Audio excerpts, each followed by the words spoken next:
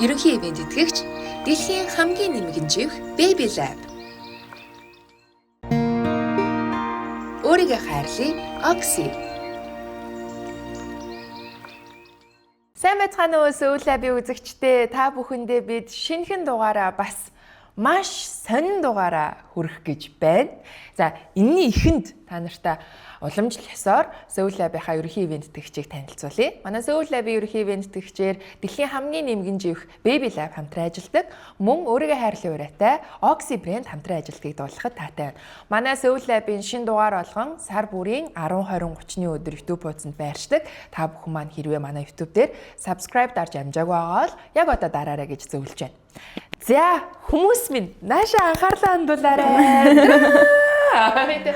За, та бүхний сайн мэдэх дуучин алунгаа маань, за мөн миний хайрт найз Тя маань Let's Catch Up гэд подкастыг бас өөрөө хийдэг. За, тэгээд подкастаас нь түр хулгаалаад сөүлээд аваад ирсэн байж байгаа шүү. Чи бид нартай юм ярил бүр гоё ярих юм байна гэдэг. Ерөөсөө яг адилхан сэдв хоёр талд яриад нэг яригээд. За, мөн мэдээж бидний одоо онцлог сэдвийг илүү үр дүнтэй, илүү амттай, шимттэй, утга учиртай болгодог хамгийн чухал зүйл бол тухайн дугаарын мэрэгжилтэн байдаг.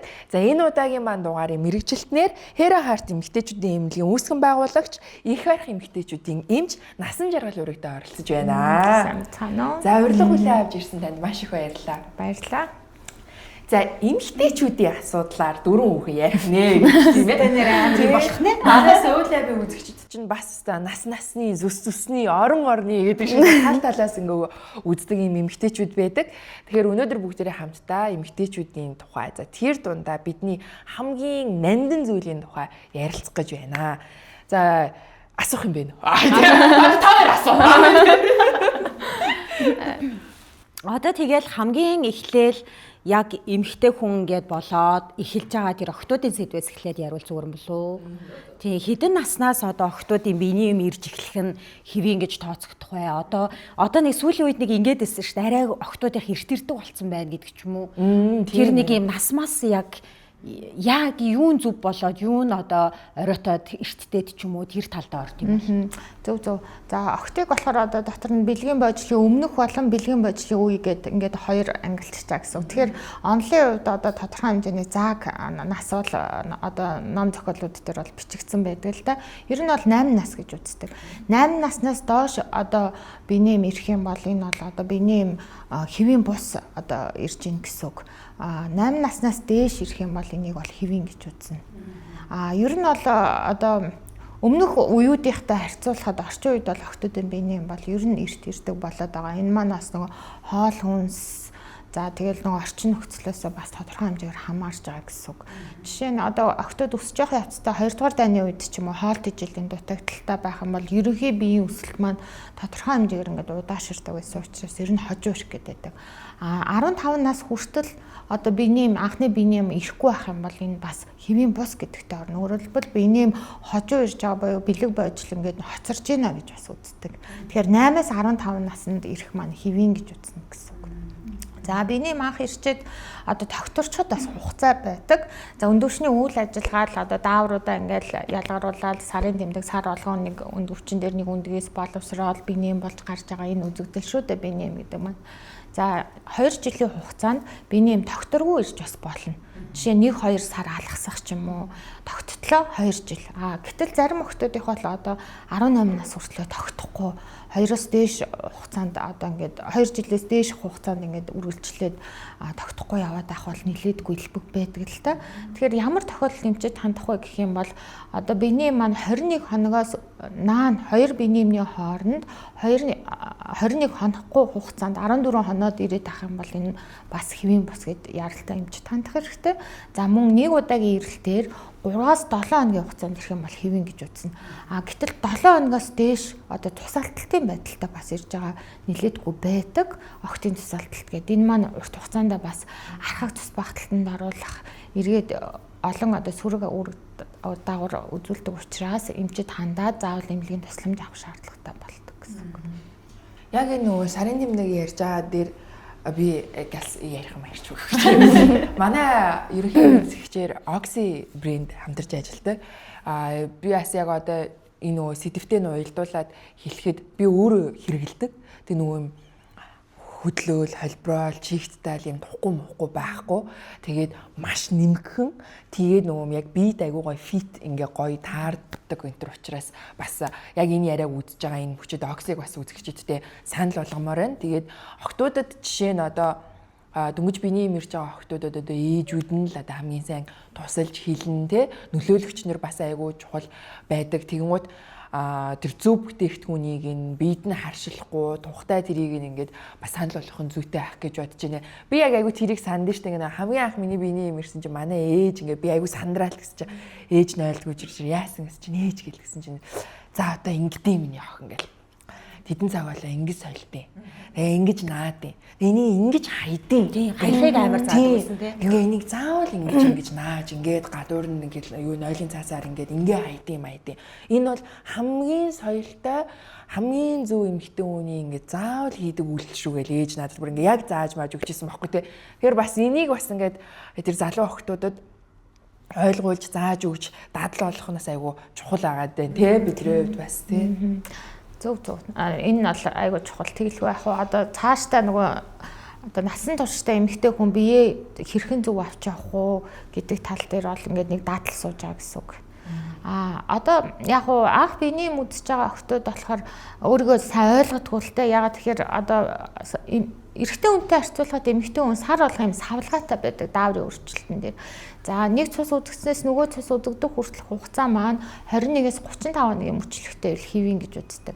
За энэ маань дотор юм 2 фазтай 2 үе шаттай гэсэн үг. Тэгэхээр эхний үе дээр болохоор эстроген даавар буюу одоо нөгөө эмэгтэй хүнийг эмэгтэйлэг байлгаж яадаг, үндгээс боловсруулж яадаг, нэг шарын шингээ сайхан байлгаж яадаг, арьс одоо саастыг сайхан чиглэг байлгаж яадаг. Энэ даавар маань их давмгай ялгарч яадаг. Энэ үед бол эмэгтэй хүмүүс их нөгөө одоо сэтгэл зүйн болоо биеийн хүчний маш их эрчимтэй байдаг. За тэгээ биений яг дунд үе дээр овуляц буюу үндгээс гадагшлах процесс явагддаг. Энэ тэрний сүүлийн 14 хоног нь болохоор прогестерон даавар буюу шар биеийн даавар илүү давмгай ялгарч яадаг. Тэгэхээр биений мэрхийн өмнө бүх дааврууд нөгөө эстроген, прогестерон хоёулаа ингэж унаж ирдэг.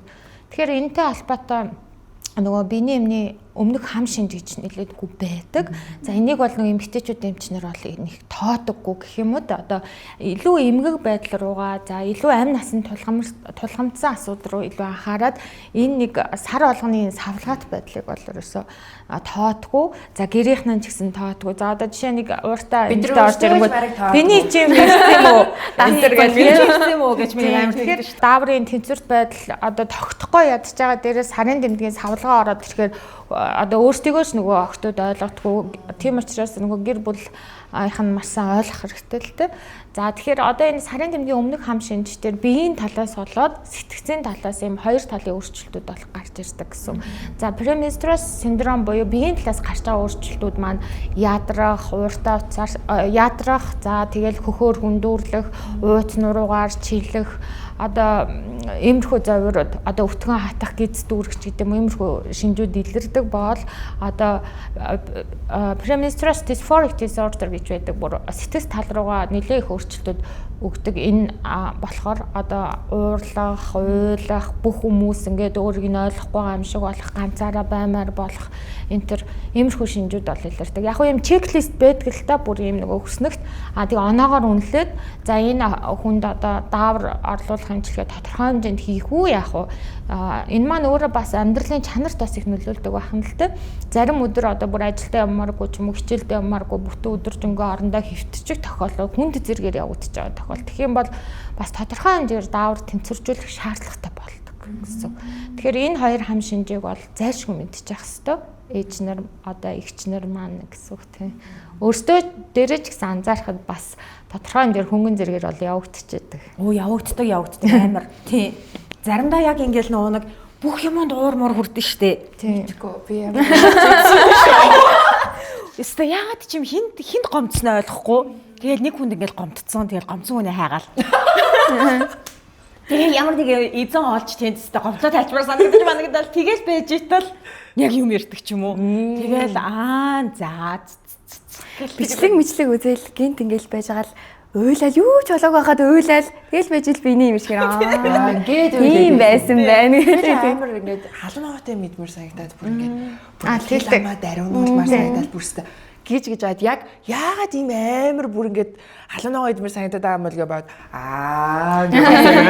нэг шинж нь бас тийм байдаг. Яг онцгой нэг бүтээгдэхүүн одоо нэг хоолны юм идмээр болдог. Тэр хүсэл нь бүр ингээд бүр байж ядтал. Одоо зарим мадаа найзууд бол хар шоколад идмээр болдог гэл хар шоколад айгу хийдэл тэгэл биений минь нэрлээ гэл бас ярьдаг. Минийх болохоор нөө mustard гिच. За бүгдээрээ нэг хан дээр тэрийг ингээд түрхээд идмээр санагддаг.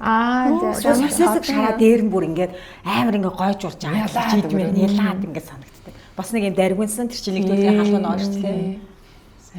Ийм өөрчлөлтүүд. Энэ маань бол өвчин бол биш, хам шинж гэдэг нэрийн дор яадаг. Яг нь ерөөхдөө л эрэгтэй хүнээс ялгагдчихж байгаа онцлог одоо байглаас биднүүсийн заяасан бие физиологийн онцлог учраас одоо энтэйгээ эвлэрэл дасан зохицол явахаас өөр аргагүй тий. Одоо биений юм ирээд эхэлнэ гэл одоо эхлэлээс ярьж шүү дээ. За ингээ биений юм ирлээ.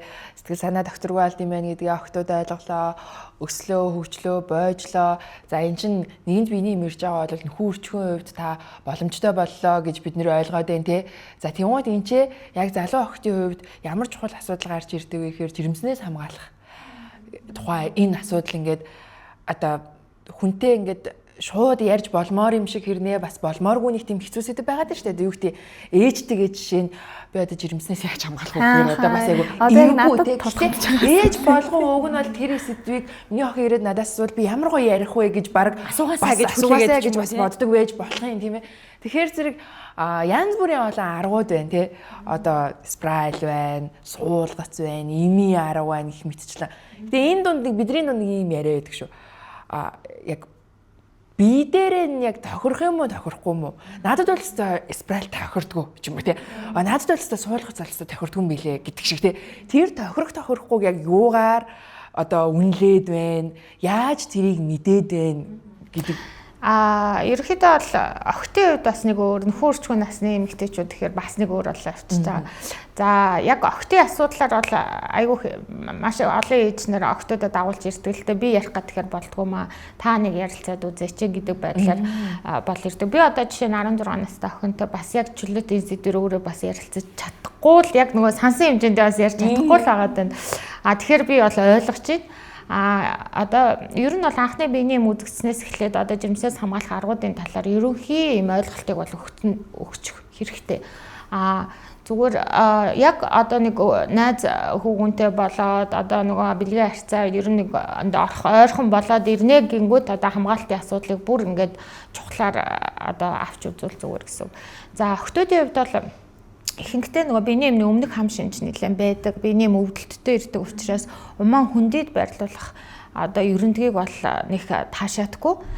Ядаж нэг удаа төрсний дараа ч юм уу. За бүр одоо нэг 20 наснаас дээш ч юм уу те иймэрхүү тохиолдолд бол одоо умаа хүндэд тавих ерөнтөг бол ер нь бол боломжтой. За жимсээс хамгаалах дааврын юмуд байдаг. Дааврын юмуд бол охтуудад бас их боломжтой. Ялангуяа одоо нөгөө дааврын тун баг яг нөгөө дааврын савлгаатай байгаа үе дээр нь уулахад биений өмнө хам шинж маань нэгдүгээрс нөгөө шинж тэмдэг нь буураад хоёрдугаар даавар маань тэнцвэрчээд гуравдугаарт нөгөө жирэмснээс хамгаалчихж байгаа гэсэн. Бас нэг ойлголт юу гэхээр одоо суулгац болоод умаа үндэд байрлуулах ерөндөг дааврын хавсарсан юмуд маань бэлгийн замын халдвараас сэргийлэхгүй гэдгийг маш сайн ойлгох хэрэгтэй. Тэгэхээр яг уу одоо манай охтууд эмэгтэйчүүд маань хүнд итгэждэг л дээ. Итгэждэг учраас одоо бэлгэвчээр хамгаалахгүйгээр орчдөг эргээд өөртөө охирох асуудлууд бол бас нэлээдгүй байна. За бэлгийн замын халдварууд гэдээ ярих юм бол зөндөө олон халдварууд байгаа. За энэ дотроос одоо ихэнх нь бол эдгэх боломжтой, эмчлэгдэх боломжтой халдварууд байдаг бол эмчлэгдэх боломжгүй халдварууд байна. Тэр бол маш аюултай болоод харамсалтай тохиолдлууд байна. За үүн дээр одоо яг цохож ярих юм бол хүний хүнцэр өрөөсийн халдвар энэ маань урт хугацаанд одоо умаа үзний хорт хавдрыг үүсгэх нь бол судалгаагаар батлагдсан. За Монгол улс одоо сүүлийн 1 жил бол жилээс эхлээд одоо өсвөр насны охтуудад бол одоо хүнцэр өрөөсийн вакциныг бол тариад ихсэн нь бол маш их сайшаалтай зүйл байгаа.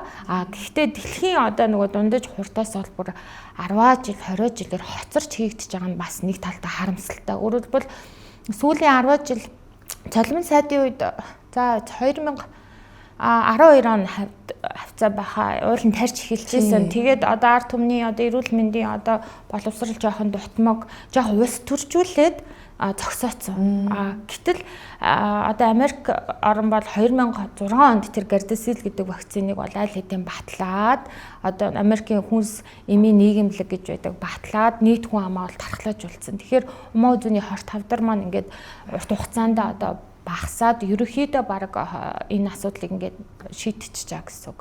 Гэтэл энэ 10 жилийн хугацаанд халдвар авсан эмэгтэйчүүд маань одоо бас хавдрын эрсдэл маань маш өндөр болцсон гэдээ явж байгаа гэсэн үг. За энэ талаас нэг хүний хүнзэрээсээ хүндэж ярьж байна. Хоёрдугаар нөгөө тархалт олдмол хомсдлын вирустэй. Энэ маань бол бас одоо яг бүрэн эмчлэгддэггүй өвчнүүдийн тоонд бол орсон байгаа. Бус нь бол бүгд эмчлэгдэн, тэмбүүч гэсэн эмчлэгдэн гэсэн үг тийм. Гэтэл ингээд бэлгийн замын халдварт өртсөн эмэгтэй маань ялангуяа залуу хүмүүс бол маш их нөгөө цочирддаг л доо. Яа тэгэхээр одоо тэмбүү гэдэг маань маш муухай өвчин. Одоо ингээд нэг шууд нэг юм гадуурхагдсан ч юм уу гологдсон юм одоо стигма гэж ярьдаг тийм мэдрэмжийг авдаг. Дээрээс нь ингээд шууд сэтгэл зүй юм шарах авдаг гэх юм уу да. Энэ хүнд би ингээд итгэж яхад надад ийм муухай өвчин өрчлөө гэдэг байдлаар яг хөө энтэй нь бол одоо жишээ нь тэмбүүгийн эмчилгээнд бол 3 удаа тариад идэгчих боловч тэр сэтгэл зүйн асуудлыг бол эмч маш сайн ярилцаж ойлгуулж цаашдаа дахин ийм алдаа гарахгүй байх талаас цаашдаа биеэ энэ халдвараас яаж сэргийлэх вэ гэдэг талаар маш сайн ойлголт өгч өгөх л одоо бидний гол ажилтаа юм байна. Хамгаалах аргуудын талаар ярьжсэн тийм тэгсэн халдвар руу орчлоо. За тэгээд яг уу ерөөхдөө бол миний анзаарснаар бол одоо нийт одоо залуу охтуудын хувьд бол нэг 50% нь бол ямар ч тааш одоо жимсээс хамгаалах болоод одоо нөгөө халдвараас сэргийлэх аргуудаа маш сайн хэрэгжилж ийм хариуцлагатай хүмүүс байна. 50% нь бол баг огт ойлголохгүй шахуу явж байгаа. Анхныхаа хавтлаар жимсэн болдог ч юм уу халдвар авсан хэрэг тохиолдлууд бас байна. Тэгэхээр ер нь бол урьдчилж ярих нь бол зүйтэй л гэсэн саналтай байна тийм.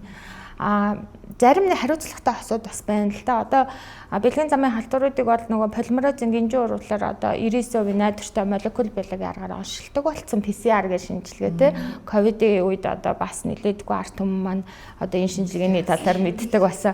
PCR гэдэг маань өөрөө polymerase chain reaction буюу полимерозын гинжин уруулыг ашиглаж одоо тухайн үүсгэгчийн ДНК-г уншуулж гаргаж ирдэг тийм одоо молекул биологийн одоо маш одоо өндөр үр дүнтэй шинжилгээний аргал юм байгаа юм л да. Тэгэхээр найдвартай оншилж гин гэсэн.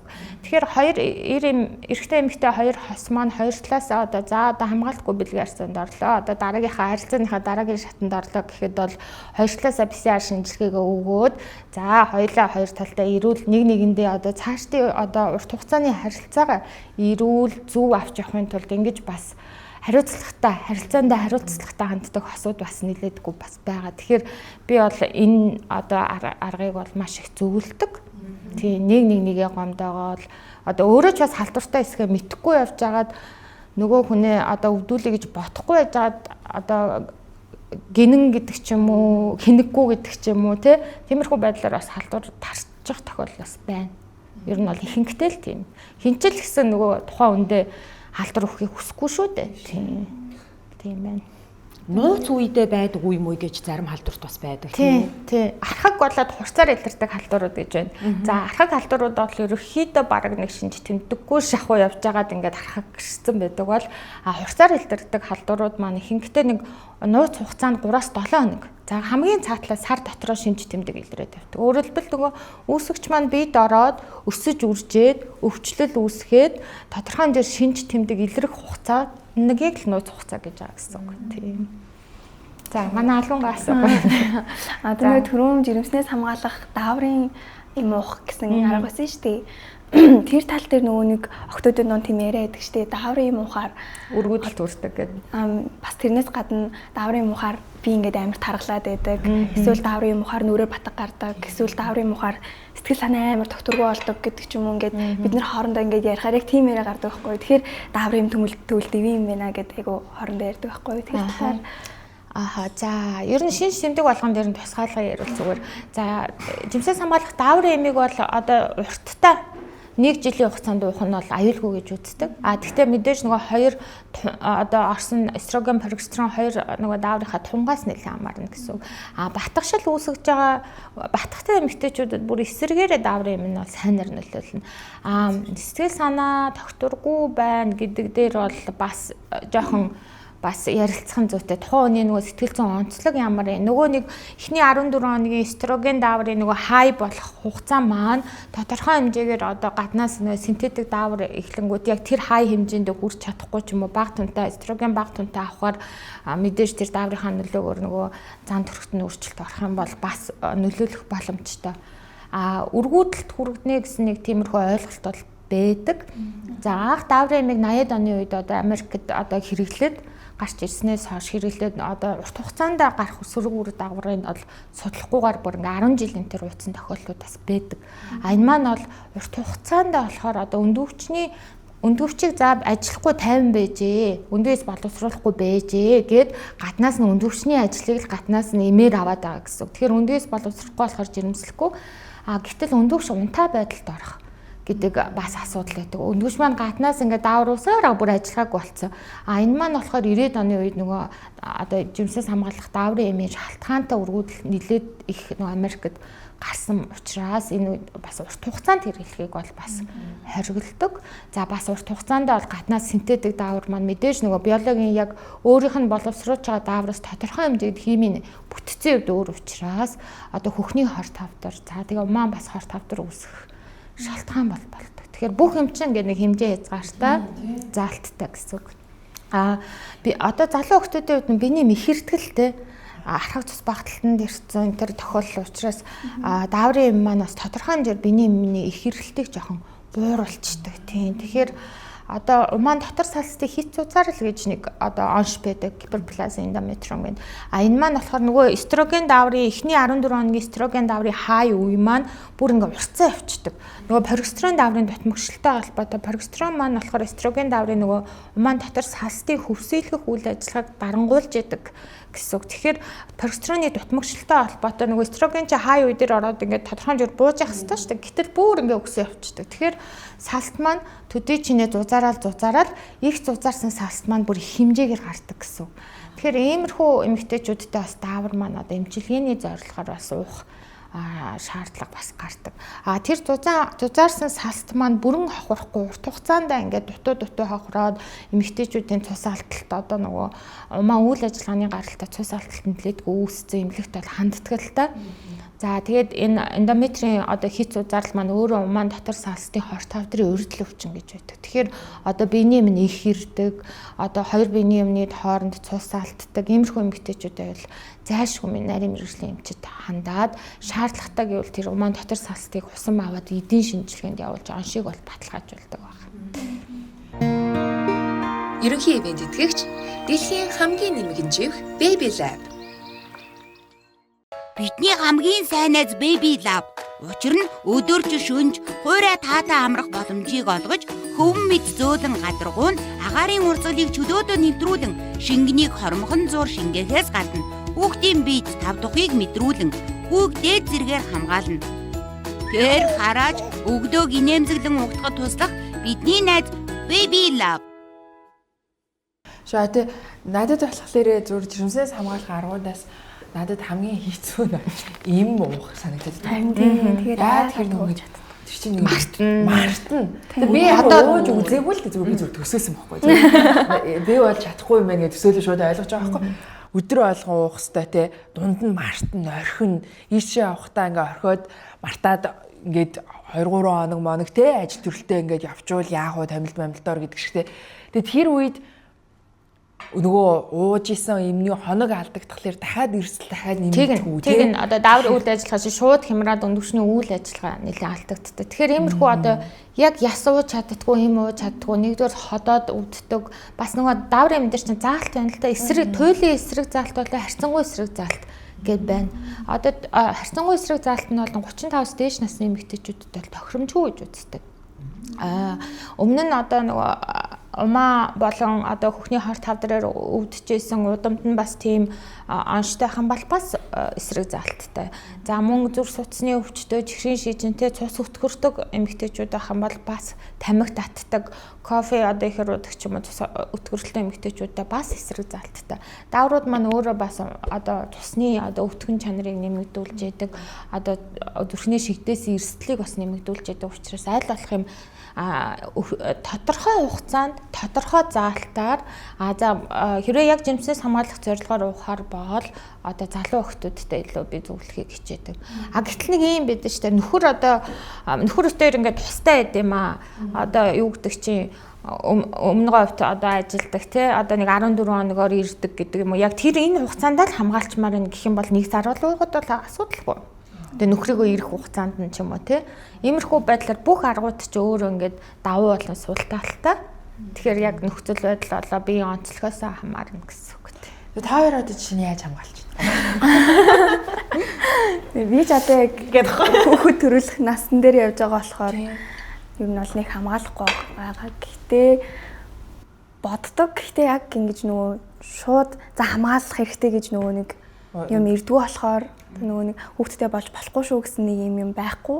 Яг болог одоо угаасаа би 25 настай байгаа болохоор яг нэг хүүхд гаргач марч юм шиг санагдаад байгаа болохоор хамгаалахгүй байгаа. Гэтэ нөгөө өмнө нь яг нэг 21 мэхтэй байх үедээ бодохдоо нөгөө нэг дааврын бол айгуу сонирхож ирсэн. Тэгээд айгаад ууж чаддгүйсэн байхгүй. Ажинаас найзуудтай би сте амар таргалсан. Би сте манай ихч тэгсэн ингээл яриад тэгээд суулгац бас айгуу ярьдаг гэсэн. Тэгээд одоо бол нөгөө нэг мэдээж авч яхаа нугасаа хэрэгтэй. Гэхдээ одоогоор би бол хамгаалахгүй байгаа. Тэ яаж вэ? Би чинь төрхөөс өмнө яг нөө юутай байсан байхгүй юу? Ерөндөгтэй. Тэгэл тэр чинь 6 сар тутамдаа хянуулаад явхад бол хэвэн байдаг шүү дээ. Тэгэл за угаасаа хүүхдээ болъё доо гээл тэрийг авахуулаад тэгэл угаасаа тэр чинь гадны биеттэй байсан болохоор жоохон эмчилгээ юмнууд хийж аваад тэгэл хүү төрөөл тэгэл им уух гэж бол үдсэн. Ходоод өвдөд идэм байл. Тийм. Зарим ходоод ялангуяа 3 хоног яг ингээд уугаад яг сэрүүлэг тавьсан, имгээ сэрүүлэг тавьсан. Тэгээ уухаар миний ходоод өвдөөдсөн. Тэгэхээр нь болцсон. Одоо бол тэгэл өвөлдөхгүй байж л. Тэгчл хамгаалж идэ гэж. Эсвэл манай нэг танилан эмэгтэй манай фитнесийн багш эмэгтэй маань тэгдэг байхгүй. Миний үеийн эмэгтэй байдаг л та. За залуу байхад ингээл биений мойршлохоор одоо жимсэн болцсон байх уу даа гэл ингээл тест үзэл ингэдэг байсан. Одоо биений мойршлцсан бахаар цэвэрсэн юм шиг байгаа. Эсрэг харин тийм болчихлоо шүү хаа. Яг бас насны онцлог бас байна. Биний юм чи угаасаа ерөөсөө яг эрх мөчтөө дандаа л нэг юм айц хүч догдох юм чи дээ баяр ямар нэг дандаа нэг тийм мэдрэмжүүд агуулж яддаг таа. Хүү яага ирчихвэ. Хүү яагаад ирэхгүй байна? Наа биний мэрчхий гэж нэг Yes ирчихвэ. Яага ирэхгүй байна? Тэгэхээр одоо жирэмслэгээр төлөвлөж байгаа ялангуяа өргөдөлтөй эмэгтэйчүүдийн хувьд нөгөө биений юм ирнэ гэдэг маань өөрөө айгу гонигт мэдээ. Тэгэхээр бас ингээд тухайн одоо эмэгтэй хүний одоо нөхцөл амьдралын төлөвлөгөөнөөс эрүүл мэндийн байдал өдөртэй шууд хамаарч байна те. Түрүү нөө ерөндөг гэснээс би бас яг спиральтай байжгаад тэр чинь нэг 5 жил байдаг ч үлээ те. Тэгээ яг хугацаанд дуусаад авахуулаад тэгээ нөгөө нэг яг гадны биет байсан гэдэг утгаараа эмчилгээ хийлгээд лама хийгээд ингээд одоо гой болгож байгаа байхгүй гэдэг шиг те. Тийм бэлэн болгоод байгаа. Дараагийнхаа юу ч бэлдээд байгаа. За тэрийг мэдгүй аа. Гэтэ зүгээр яг ерөндөгтэй байсан хүний хувьд гээд ингээд асуухад ер нь олон эмэгтэйчүүдэд тийм байдаг найз бүсгүүчүүдэд ч гэсэндээ өвдгөөд идэг. Бэлгийн харилцааны үед өвддөг, тулдаг ч байд юм уу те. Одоо ингээд аюу юм тухгүй тийм одоо мэдрэмж төрүүлдэг. Эрэгтэйд хүртэл мэдрэгдсэн энэ төр байдаг шүү дээ те. Тэгэхээр энэ яг нөгөө тэр яг угаасаа зөв байгаа нь тэгж мэдэгдэх хэвчтэй байдаг юм уу? Ер нь жоохон өвддөг юм уу? Нэг бол бид нар буруу тавиулаад байна уу? За ер нь бол одоо нөгөө гадны биет гэдэг утгаараа мэдээж одоо бид ямарваа нэг гадны биет суулгахаар тодорхой хэмжээр бие махбодын хариу урвал буюу тэрийг одоо гаргах тийш нь ажилтдаг гэсэн үг бие махбод. Тэгэхээр умаа маань өөрөө одоо их биеийн булчинлаг эргэтэн 3 давхар булчингаас тогтсон байдаг. Тэгэхээр гадны биетийг одоо яг тавилсны одоо дасах хугацаа гэж байдаг. Тэр хугацаан дээр бол зарим эмэгтэйчүүд маш их өвдөлтийг мэдэрдэг. Тэгээд зүйлдээ одоо би үнэхээр чадахгүй байна гэж ахгуулах тохиолдлууд бас байдаг. За амархан бас өрөвсөх хандлагатай байдаг. За тэгэхээр одоо нөмөлөж авах болохоор ярахад хэцүү л да. Тэгээд хяналтын ерөндөг маань янз бүрийн хэлбэртэй байгаа. Бөөрөнгийн цаграг, за тэгээд зарим нь Т хэлбэрийн Y enter гэх хэлбэрүүд байгаа. Тэгэхээр тэрийг нөгөө татаж гарах үүрэгтэй юм нэг хяналтын утас гэж үүдэг. Сатурк утас байдаг байхгүй. Тэр маань умаа хүзүүнээсээ тодорхой хэмжээр 1-1.5 см хэмжээтэй ингээд зухуйцсан байж байдаг. Гэтэл нөгөө бэлгийн арцны үеэр тэр утсын эрэгтэй хүмүүс нөгөө хөндөд одоо эмэгтэйдээ өвдөлт болоо өөртөө өвдөл мэдэрсэн бүр гомдцсан энэ төр орж ирсэн шүү дээ. Одоо амар өвдөхөд ингээд тэр утас чинь ингээд бүр шалбалчлаа энэ төр гэд. Яг уу миний хувьд бол яадгүй гэхээр тэр утсыг умаа хүзүүн дотор нь мэддэхгүй одоо тайрчиж бас болдог. Тэгэх юм бол харьцангуй бэлгийн харьцааны зовирууд маань гайгүй байдаг. Тэр одоо өвтрээ үрвслөө гэхэд тэр уцаар нь дамжаад одоо бактери бохирдол умаа хүн дээр рүү орох бас нэг өвсөл үүсэх шалтгаан болдог. Түүнээс спирал маань өөрөө бол яг одоо өвсөл одоо ням бактери ялгаруулдаг зүйл бас биш л дээ. Тэгэхээр одоо умаа үзүүний шарахтай, улаалттай, архаг өвсөлтөө одоо тодорхой хэмжээгээр одоо зарим эмэгтэйчүүд нэг олон бэлгийн хавтагчтай эмэгтэйчүүдэд бол тохиромжгүй гэж үздэг. Тийм баа. Ерөндөйгөө. Тийм ерөндөйгөө. Аяг юмна юунаас ч хамгаалах болохоор. Тийм зөвхөн жирэмслээс хамгаална. Гэтэл одоо бэлгийн замын халдвар өвтрийгээр хамгийн эхлээд дамжаад орлоо гэхэд халдвар авах эрсдэлтэй эмэгтэйчүүд гэж байна. Гэтэл тэр халдвар маань нөгөө спиралаар нь дамжаад умаа хүн дээр рүү цаашлаад үрээ олоод тэр бүтгээл бүр одоо арцгны яроолын одоо хурц үрвсэл, түгээмэл үрвсэл гэж ярьдаг. Одоо улсын эмнэлгүүдэд одоо эмэгтэйчүүдийн одоо pelvic inflammatory disease гэж байдаг. Одоо арцгны яроолын архаг болон хурц үрвсэлтэй эдэт үрвсэл, пиометрийн одоо эдэт үрвслээр өвдсөн хүмүүс маань бүр хаалгаанд орох хэмжээнд хүртэл 2 үрийн олдог авах хэмжээнд хүртэл хүндэрсэн ирдэг учраас эмч маань одоо ерөндөг тавихтаа үйлчлүүлэгчтэйгээ маш сайн ярилцах хэрэгтэй. Нэг нүггүй сайхан ярилцах хэрэгтэй. Тэгжээж нөгөө хамгаалах аргаа сонгоно гэсэн үг. За суулгацны тухайд гэх юм бол гарт тавьдаг юм одоо тийм бас даавартай л та. Гэхдээ нэгэн даавартай, прогестерон даавартай. Тэгэхээр прогестерон дааврыг баг багаар тусанд шимэгдүүлснээр одоо өндгөрчний үйл ажиллагааг дарангуулдаг гэсэн. Суулгацны үед бол гаж нөлөө нэлээдгүй гардаг л та. Хавсарсан даавар уухаас илүү суулгац маань нэлээд гаж нөлөөтэй. Гэтэл зарим эмэгтэйчүүд таардаг эмэгтэйчүүд гэж байна. Ямар ч гаж нөлөө илэрхгүй таарад сэтгэл зүйн болоо биеийн талаас өөрчлөлт илэрхгүй эмэгтэйчүүд бас байна. Тийм 3 жилийн хугацаатай. Тийм тэгээд одоо эмэгтэйчүүд бас нэг юм байдаг. 3 жил суулгацтай явсан. Надад сайн таардгаа. Би одоо суулгац авахгүй л дахиад тавиулчих. Ингээд өөр арга марга ингээд нөгөө туршиж үзэх ингээд сонирхолгүй ч юм уу энэ таардгаараа л явчих гэсэн тохиолдлууд бас байдаг. Би энэ дээр бол одоо эмч хүнийхээ зүгээс юу гэж зөвлөдөг вэ гэхээр 3 жил өндөгчний үйл ажиллагааг одоо суулгацын даавраар дарангуулсан байгаа юм чинь ядаж 1 жил одоо өндөгчнийхээ үйл ажиллагаа физиологоор нь өөрөөр нь жоохон явуулаа. Умаа хүндий тавьдаг спирал байна өөр нэг аргаар хамгаалахыг бол санал болгодог. Тийм. Суулгасны үед бол яг прогестерон даавар маань одоо биед усыг жоохон байрах үйлчлэгт усаар жоохон хавгнах гад байдаг, жоохон тархалах гад байдаг. За яг судалгаанаас харахад бол 30-40% нь одоо жин нэмсэн гэсэн судалгаа байдаг. Зарим нь одоо нөгөө батгсан, бэлгийн дур хүсэл буурсан зэрэг иймэрхүү шинжүүд бол бас нэлээдгүй ажиглагддаг л та. Нөгөө эстроген дааврыг чинь л байхгүй болгочих гэсэн. Тийм бидний хамгийн чухал юм бидтэй тэрчүүд тийм. Гэтэл одоо эрэгтэй хүмүүсийн хувьд тестостерон бол одоо амин чухал гол одоо core гормон бол эмэгтэйчүүдэд бол эстроген маань бол одоо хамгийн одоо чухал даавар гэх юм уу да. Тэгээд эстроген маань дотор 3-4 фракцтай байдаг одоо нөгөө үүсэж явах явцтай нөгөө биохимийн уруулаар үүсэж явах явцтай тодорхой хэмжээний жижигэн өөр ийм эстрадиол, эстриол, эстрон гэдэг ингээ 3 фракц байдаг. Энэ маань бас насандаа өөрөөр ялгарч байдаг. Тэгээд чанартай чанаргүй гэдгээрээ бас ингээд ялгараа авчдаг юм байдаг байгаа тийм. Ер нь гэхдээ яг хамгийн шиллэгдсэн арга бол бэлгэвчлэл юм байна. Гэтэ бэлгэвч ч гэсэн цоор дээ шүү. маш бага. Наад асуултыг чи яг би нөгөө юу яаж ирсэн юм а эрдэнтээр сурч байхдаа биднээс яг энэ нүгээр хичээл ороод ярилцаал яжсэн чи би яг тэгж хэлдэг байхгүй. Тэгсэн чи манай багш балараад байгаа чи наач цоорт юм байгаа зү. Тэгээ бас Тэр чинь 90% гэж бичсэн байдаг үлээ.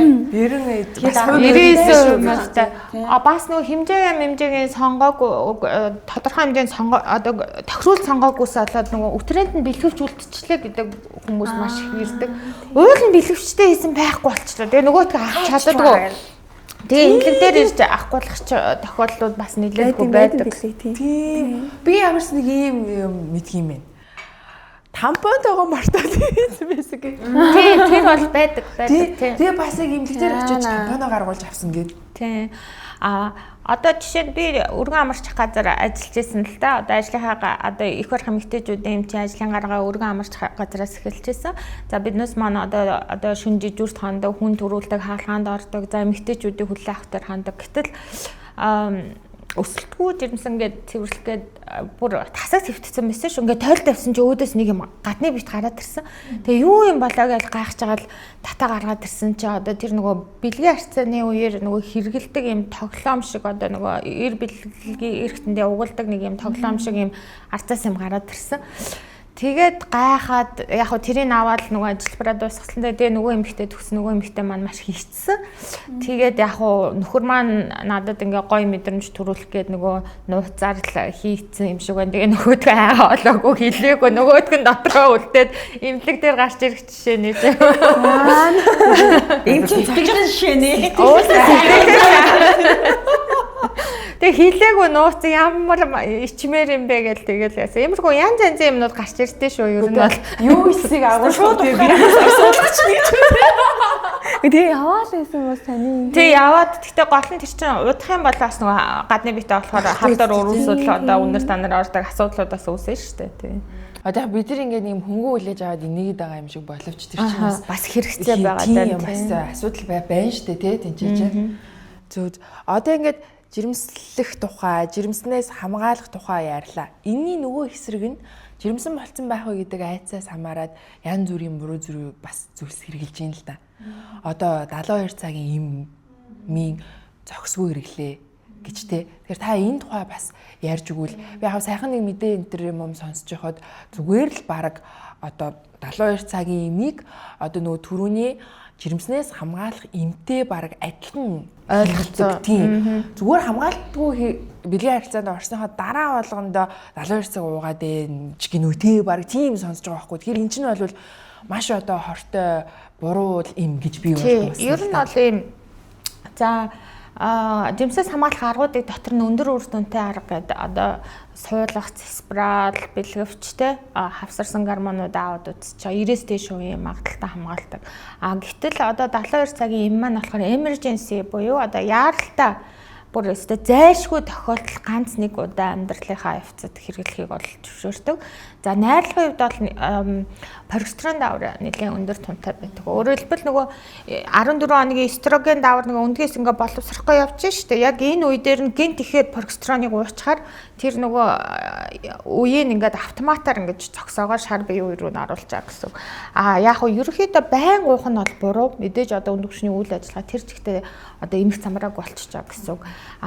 Хэрвээ өндгөөс айл хэдийн гадагшлаад энэ шар биеийнхаа үе дээр уух юм бол ямар ч нөлөөгүй. Өөрөөр хэлбэл айл хэдийн жирэмсэн болохоор бол болно л гэсэн.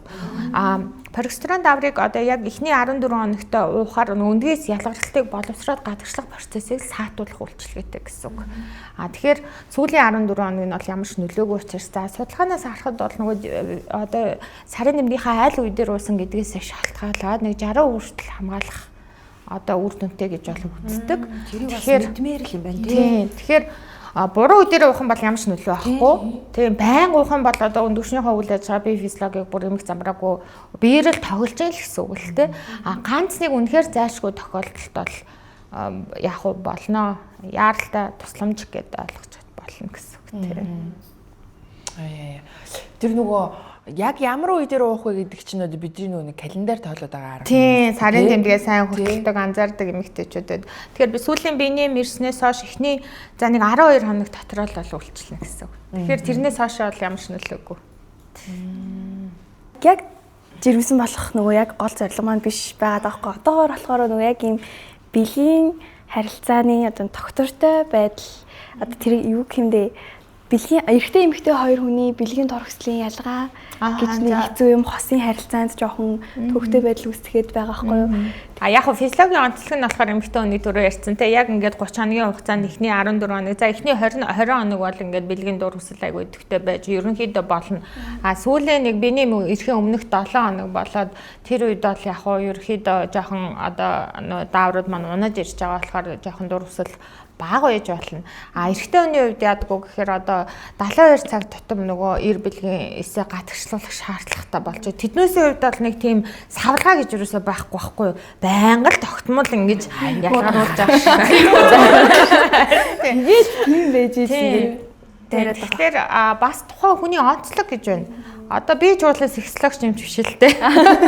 Яг гоо ерөнхийдөө одоо нэг жоохон эмэгтэйчүүдийн эмч суурьтай тэгээд дээрс нь даавар энэ төр судалдаг гэдэг үднээс бол тухайн хүний бас онцлог байж болно. Зарим одоо эрэгтэй хүмүүс бол одоо ингээд нэлээд юм бэлгийн идэвхтэй ч юм уу те шаардлагатай байхад зарим нь бол зүгээр яг л нөгөө физиологоор л явж яадаг 7 хоногт 1 2 ч юм уу байхад ингээд нормал болчихно гэж. Зарим нь болохоор бүр илүү ихийг ингээд хүсээд байдаг ч юм уу иймэрхүү онцлогтой байна. Тэгэхээр хоёр ос маань хоорондоо тэрийг маш сайн нөгөө нээлттэй ярилцах хэрэгтэй л да. Тэр нөгөө зүрээд байгаа юм одоо болж өгвөл яаж ойртуулж болохоор байна гэдэг талаас нь тийм.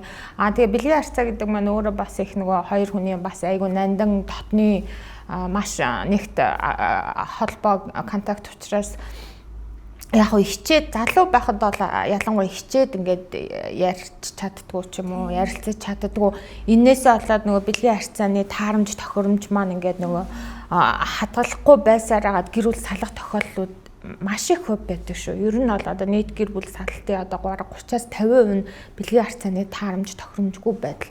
Анхнаасаа сайн ярилцаад нэгээ шинээр нээн л гэсэн үг. Түүнээс бол одоо ингэж бэлгийн харьцаанд ороо гэдэг ийм ном зохиолч юм уу одоо нэг ийм яг нөгөө амьдрал нөгөө заавартайгаа ирдэггүй гэдэг шиг тийм бэлгийн харьцааны дүрм гэж бол байхгүй.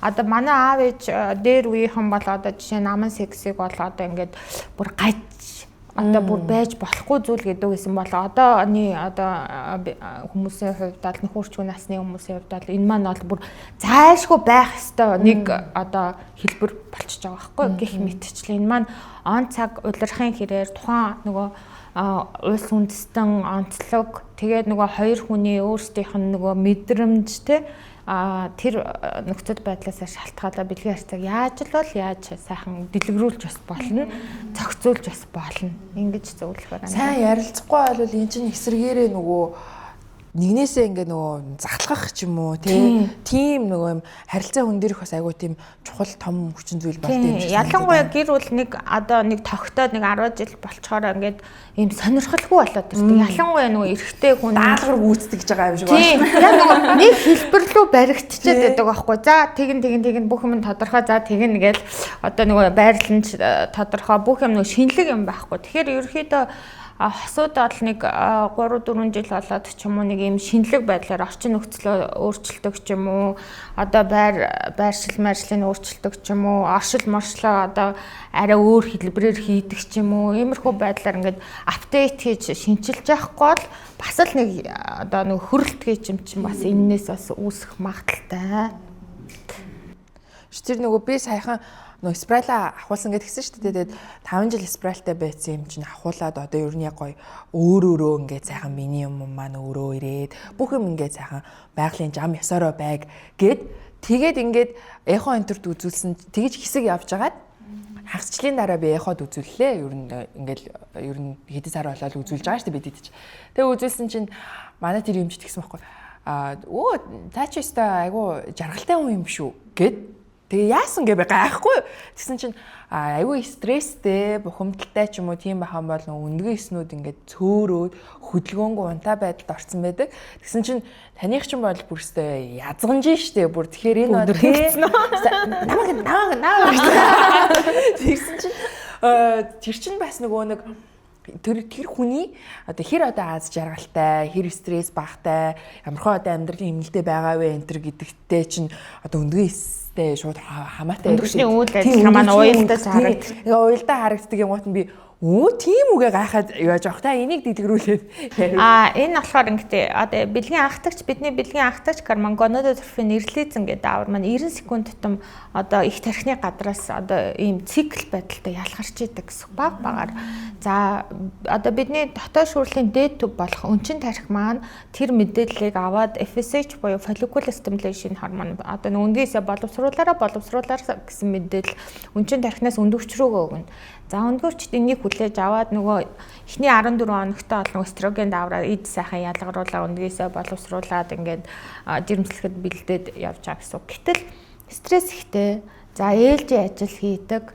За тэгээд одоо юу гэдэг чи хит их нөгөө хоолны дэглэм барьдаг турхай эмэгтэйчүүд ялангуяа энэ дааврууд маань бүгдээрээ холестерины суурин дээр үүсэж идэг стероид гормонууд гэж ярьдаг. Тэгэхээр хит анорекси те турхай эмэгтэйчүүд эсвэл хит их таргалалтай бусад дотоод шүүрлийн өвчтөй эмэгтэйчүүд дээр олгоно өндгөчний үйл ажиллагаа байнга алдагдчихэдэг.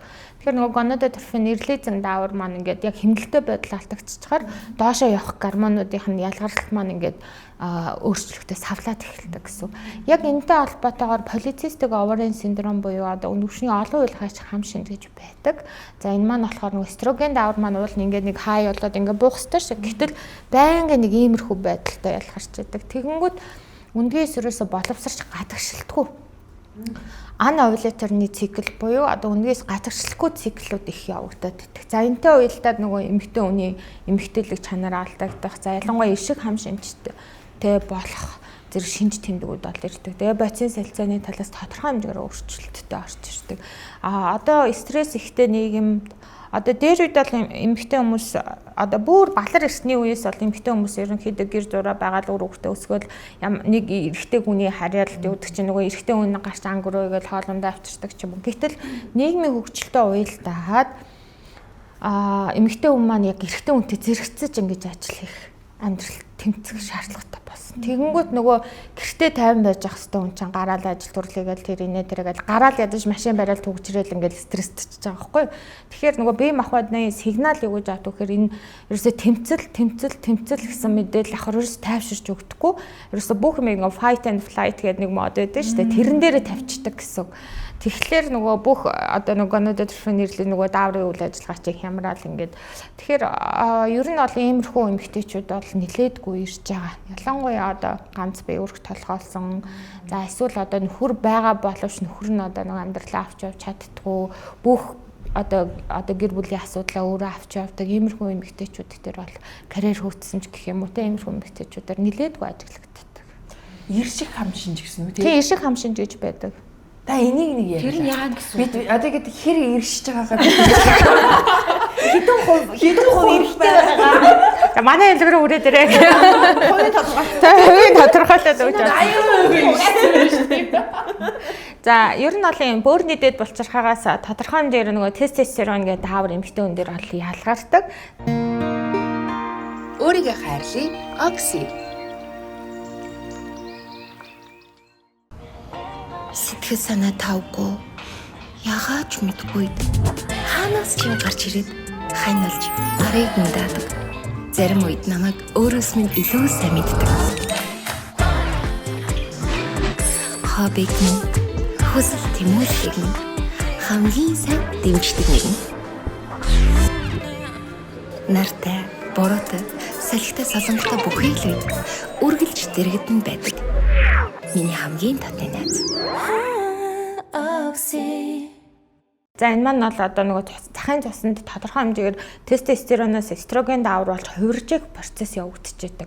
Гэтэл одоо тестостерон энэ нэгэн урвал маань явахгүй саатч хараад тестостерон одоо байх ёстой хэмжээс ихсэд ирэхээр иршиг хам шинж орж ирж байгаа байхгүй. За энэ дээр бол нөгөө хамгийн түрүү нөгөө биений эмний өөрчлөлт одоо биений эм ирэхгүй болох ч юм уу ингээд саатах маш багаар ирэх батгшил ялангуяа тестостерон даавар маань одоо энэ арсны одоо нөгөө тосны булчирхаан өрсөлийг дэмжиждэг.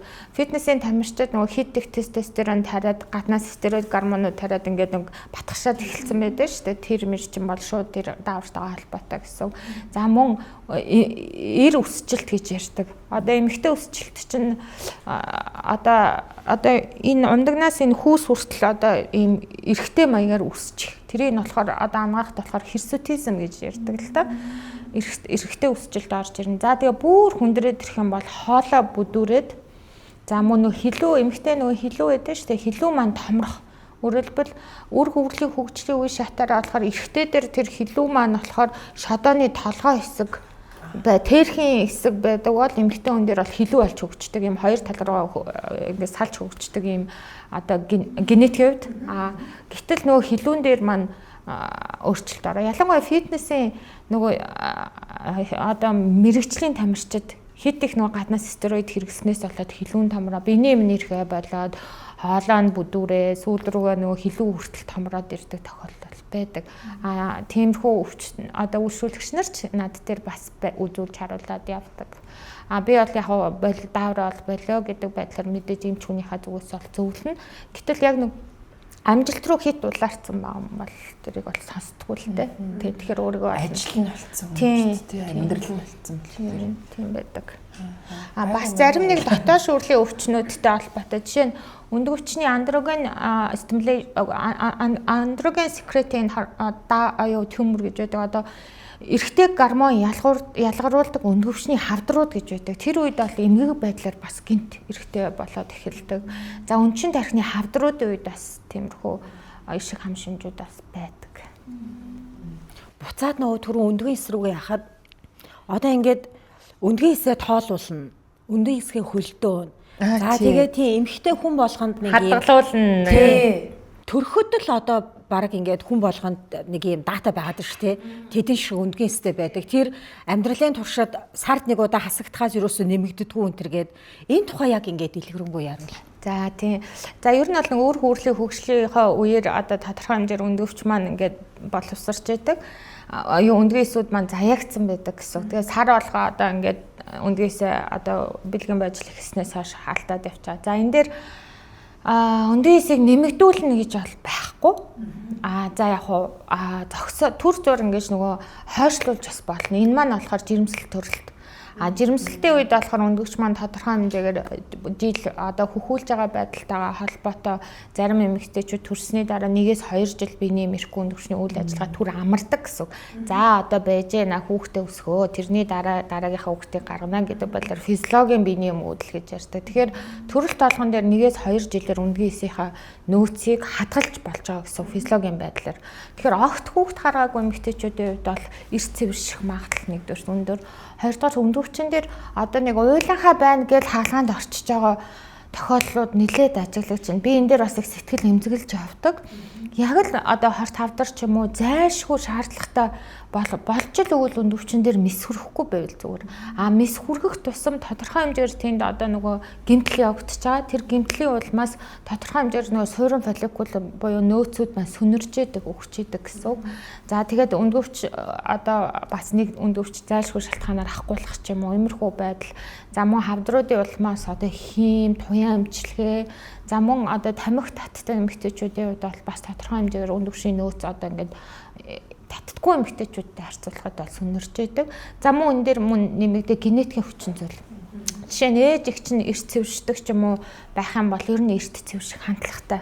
За энийг бол мэдээж ганцхан шинжилгээгээр мэдчихдэг. Болсон өндөвчний нөөц гэдэг антимолер даавар гэдэг бүр тоотой хэмжээтэй гаргаад өгч гэнэ гэсэн үг.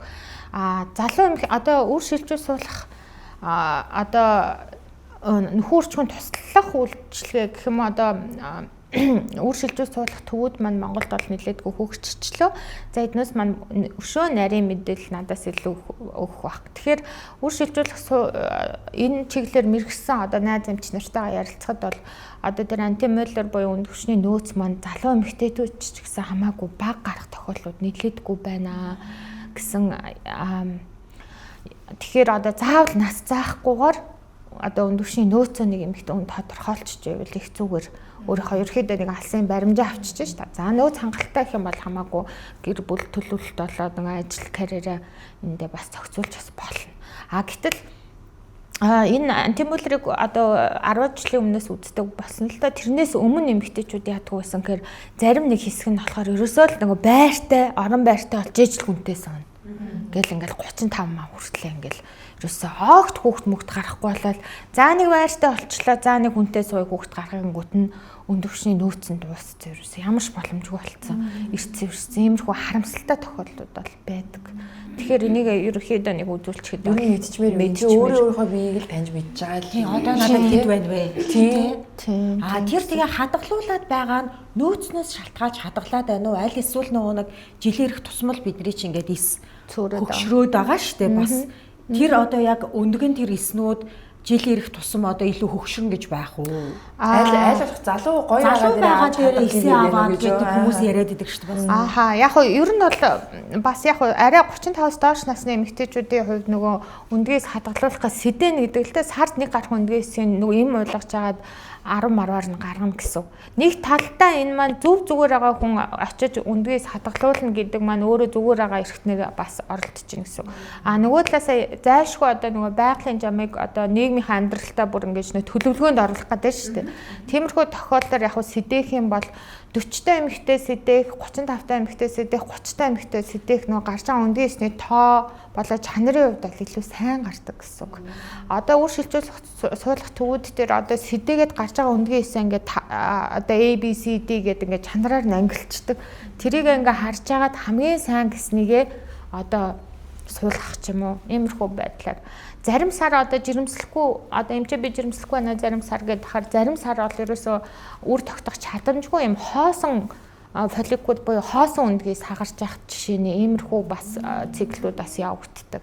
Эсвэл зарим нь генетикийн хувьд өөрчлөлтөө ч юм уу тэр нь ингээд үр тогтчихороо ургийн гач хөгжил болоод өсөлтгүй жирэмслэлт энэ төр болдог ингээд маш олон одоо нарийн юмнууд бол байна л да. Тийм.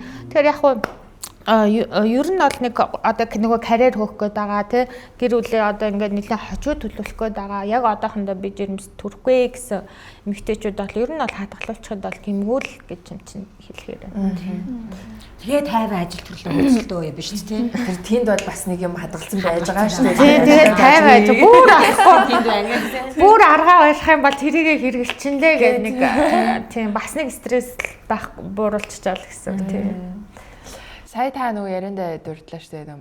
Уйланхай гээд. Тэгээ энийг айгүйх сонсдог байхгүй тий бид нэр ер нь мём гэдэг юм уу гээл тий. Мёмтэй байна гэсэн тэрийг авахуул гэсэн тэрийг авахуулла. Бүр хид байна энэ төр гэдэл тий. Тэгээд үзүүлэхэд ч гэсэндээ уйланхай үүсч магадгүй харагдаад байна гэдэг ч юм уу. Тэгээ юу ч гэсэн хардсны заримдаа ингэж жагаад алга болчдөг энэ төр гээл янз бүр л байдаг л да. Энэ юу нэг яг юунаас үүддэг гарч ирээд алга болоод байна. Яагаад тэрийг заавал авах гад байна. Заримдаа яагаад шалга болоод байна гэж тийм. За уйлахаа мям хоёр маань хоёр өөр ойлголт юм байна. За уйлахаа гэдэг маань нөгөө өндгөөс маань нэг юм фолликул буюу нэг юм уйлах халаг бүтцэн дотор ингэж боловсроод ингэж хагарч яадаг гэсэн цахалж аваад тэр маань бас тодорхой хэмжээтэй 1.8 болоод хагарч явах хэвээр. Гэтэл нөгөө строген маань бас л нөгөө хай түвшинд хүрэхгүй арай жоохон бага байх юм бол нөгөө фолликул буюу өндгөөс маань боловсрож байгаа өндгөөс маань хагарахгүй дотроо хадгалагдаад үлдчихдэг гэсэн. Тэгэхээр дотроо ингээд шингэн хуримтлагдаад зүгээр төр одоо үйл ажиллагааны гаралтай фолликулын уйлахаа гэж байдаг. Энийг өрөөсөө нөгөө айхтар одоо юу гэдэг чинь өвчин гэж нэг авч үзэхгүй ерөөхдөө хинаад явж болж байна. 5-6 см хүртэлх хэмжээнд бол хинаал хараал байж байна. Ихэнх нь одоо 3-6 сарын хугацаанд өөрөө аяндаа алга болчдөг гэсэн. Тийм. 6 см-с дээш болоод өвдөлттэй завиртай өндөвч маань өөрөө арцгны хүндээ эрэхтэн одоо нөгөө дүүжлэгдэж байдаг эрэхтэн холбоосон дээр тогтдог гэсэн. Арцгны энэ хоёр ясан дээр ингээ өндөвчний өөрийн холбоос арцгны үйлдвэрийн холбоосон дээр байдаг. Яг энэ дээр нь ингээд уйлах халаг бүтэц үүсчихээр одоо биеийн хүчний ажил их хүчтэй бэлгийн харьцаанд орох ч юм уу хэвлэлийн үндийн дотоод даралтыг огцом ингэж өөрчлөхөд өөрөө хүнд юм ингээ өөрийгөө босгох ч юм уу иймэрхүү байдлаар уйлахаа маа нөгөө хөл дээр мушгирчдаг. Хөл дээр мушгирчхаар цусан хангамж байхгүй болоод маш хүчтэй өвдөлт мэдрээд яаралтай одоо хаалгааны заалт гардаг гэсэн. За тэгэхээр нөгөө уйлахаатай юутай этэйгээ өндөвч явах болох асуудал яригдана. Тэгэхээр энийг бол ямар дэглэн барих уу, ямар тохиолдолд яаралтай хандах уу гэдгийг бас одоо эмч маань үзээ сануулж явах хэрэгтэй. Уйлахаа үүсгээд байгаа юм шиг байна гэдэг үг бол эмч хүний амнаас бол ер нь болж өгвөл гарахгүй байвал зүгээр. Эмч хүний амнаас гарч байгаа үг болгон маань үн цэнтэй байгаад эргээд тэрнийхээ ард бол хариуцлага хүлээж идэг гэсэн. Уйлахаа байгаа мó байхгүй байгаа мó гэдгээл эцсийн байдлаар онш гэдэг юм байдаг тийм. Оншоо бичээд оншийнхоо үндслийг бас тайлбарлана. Ямар үндслийн дагуу ийм онш тавьж байгаа юм бэ? Энэ оншийн дагуу араас нь ямар арга хэмжээ авах юм бэ? Хизээ одоо арга хэмжээнийхээ үр дүн үүсэх юм бэ гэсэн юм хяналт иймэрхүү зарчмаар явуул их зүгээр. Түүнээс биш одоо биднээс мэрэгчлэн тангараг өргөдөг. Тэгээд одоо хүний эрүүл мэндийн төлөө мэдэх чадах бүхнээ энерги сэтгэлээ хайрлан за мөн эмч бие ёс зүйтэй байх хэрэгтэй гэдэг үднээс энийг л маш сайн дотроо бодож одоо үйлчлүүлэгчтэй хандах хэрэгтэй л дээ. Яагаад гэвэл одоо миний эрүүл мэндийн талаар хэн нэгэн дураараа ярихыг бол би бол хувьдаа олж зөвшөөрөхгүй. Тэгэхээр энэ хүн чинь яг ийм эмч гэдэг статусын дээрээ одоо хэр байгаа юм бэ гэдэг дээр би бас шаардлага тавина. Тэгэхээр манай эмч нар маань одоо зүгээр яг хоорондоо бол ингээл ярьж болно л та. Гэтэл яг нэг үйлчлүүлэгчтэй харьцахтаа бол маш сайн анхааралтай харьцуул зүйтэй л гэж би боддог та. Эрүүл одоо жишээ нь юм шиг байна гэдэг энэ үгийг хэлснээс болоо ялангуяа жирэмсэн эмэгтэйчүүд бол маш их юм эмзэг хүлээж авдаг. Хүүхд чинь дотроо бүтгээд байна гэл. Тэгэл баахан эмнэлгээр яваал нөгөөдөл одоо нөгөө бүтлгэдэг онш нь үүсгэхдээ ирээд одоо чи миний хүүхдийг бүтгээд байна гэсэнгээ үсттэй гэдэг чи гомдсон байгаа байхгүй юу?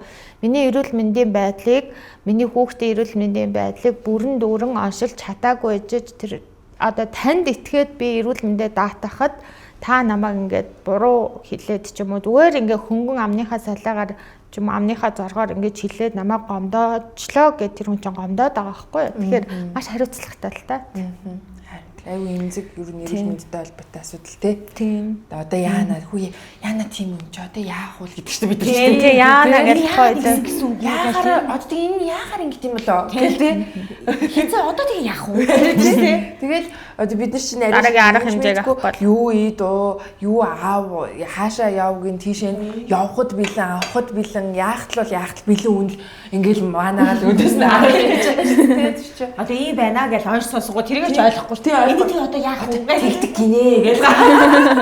За миомны тухайд бол ийм умаа маань өөрөө 3 давхар булчинлаг одоо үндсэн одоо хэсгүүдэнд тогтдог гэсэн шүү дээ. Дотор талтай саалт гадна талтай гэлтэн бүрхүүл гэдэг ийм үндсэн 3 бүрхүүлтэй булчин давхар нь дотроо дахиад 3 давхар булчин байгаа. Тэгтэл миом гэдэг маань болохоор булчин дунд нь ийм холбогч эдийн зангилаанууд ургаад байдаг гэсэн үг. Энэ маань умаа хоргоо авдар буюу миом гэж түгээмэл ярьдаг. За 35-аас дээш наснд бол түгээмэл бол байдаг. За яг энэ шалтгаанаас болоо миом ургадаг гэсэн нэгэн шалтгаан бол байдаггүй. Их олон хүчин зүйлээс хамаарч миом бол ургадаг. За ерөөхдөө бол амь наснаас бол холоо санаа зовлтгүй. Гэхдээ миом одоо ургачл байгаа бол тодорхой хэмжээгээр бодис солилцооны өөрчлөлттэй байна гэж үздэг. Чихрийн шижин өвчтөй ч юм уу, за дааврын өөрчлөлттэй эмэгтэйчүүд, за тархалтай эмэгтэйчүүдтэй илүү түгээмэл үүсэх хандлагатай. За мөн нөгөө нөхөрт хараагүй одоо нөгөө ганц бие удаан явцсан эмэгтэйчүүд дээр физиологийн үйл ажиллагаа ер нь удаан хариуцсантай холбоотой бас миомтой ирэх тохиолдлууд бол эрсдэл нь бол нэмэгдчихэд гэсэн үг. Одоо өнгөрсөн 7 хоногт тэгэхээр над дээр за 35 та байсан шиг санаж байна. Одоо л би гэр бүлээ төлөвлөж байна. Одоо ингээд үр хөвгттэй болмоор байна гэд үзүүлсэн умаа маань одоо бүр тэр чигтэй миом болсон байсан. Бүр тийм бэлгийн харьцаанд орохгүй удаж байгаа саяхан 35 таа орлоо.